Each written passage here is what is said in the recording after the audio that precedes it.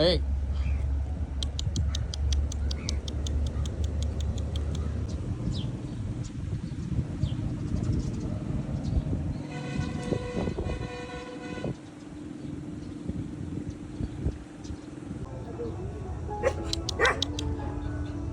အဲ့မစင်းပါနဲ့ငါလာဒီမှာအပေါ်မှာငါမြင်ရလားမြင်ရောမြင်ရလားနင်တို့ပြောနေငါလည်းတို့ကြတော့မယ်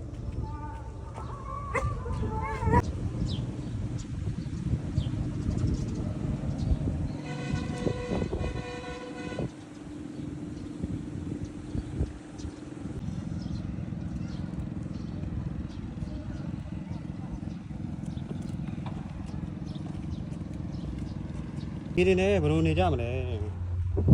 ဘုရားကတော့ပေါက်ပိတ်လိုက်တယ်